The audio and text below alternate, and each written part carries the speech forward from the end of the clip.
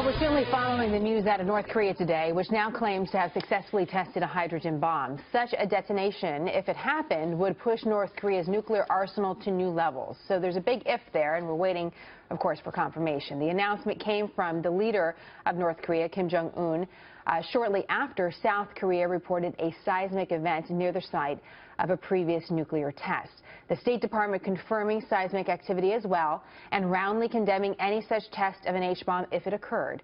While the science and the specifics are still yet unconfirmed, a bigger question is emerging today, not just about what North Korea did, but who they are working with. I'm joined now by Katie McFarland, former Deputy Assistant Secretary of Defense under President Reagan, and Major General Bob Scales, both Fox News military analysts. Of course, I'm talking about the connection, the reported connection and collaboration between North Korea and Iran. And in full transparency to our viewers, there are circles of academics who believe this connection doesn't exist.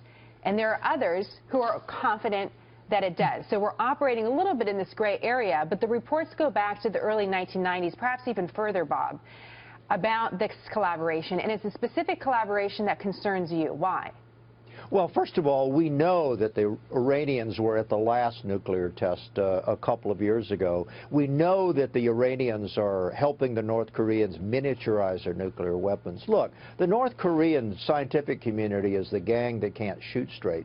They've had several failures in years past, and all of a sudden the Iranians show up and they're being successful. What does that suggest? Well, it suggests that the Iranian nuclear test site facility is actually in North Korea.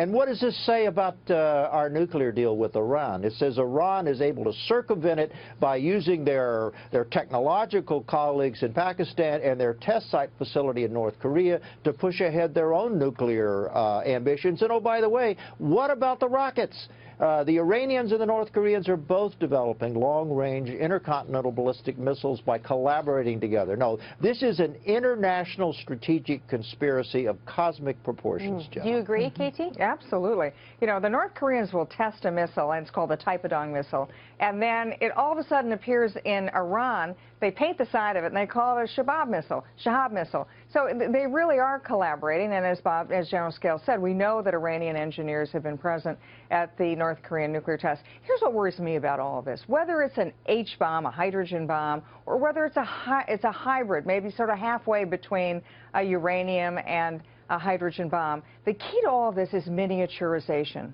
Right. And if you can get a bomb, a nuclear weapon, small enough, which a hydrogen weapon would be, it can become small enough to put on the top of a missile. And a missile, we know that the North Koreans and the Iranians have tested missiles that can go 1,000 miles. So if you could have a miniaturized nuclear weapon and a missile that can reach from Iran, can reach Europe, from North Korea, can reach Japan, maybe even the west coast of the United States, then you're in a whole different world. Then you have intercontinental ballistic missiles that carry nuclear weapons that can reach far from the local neighborhood. And that means that the Japanese, that means the South Koreans have to be nervous about North Korea, and it means that the Europeans, it means that others in the Middle East have to be very concerned about the potential capability of an Iranian nuclear program. You know, if we look back to 2011, almost 5 years ago to the day, General Scales, Bob Gates, our Secretary of Defense, was in China.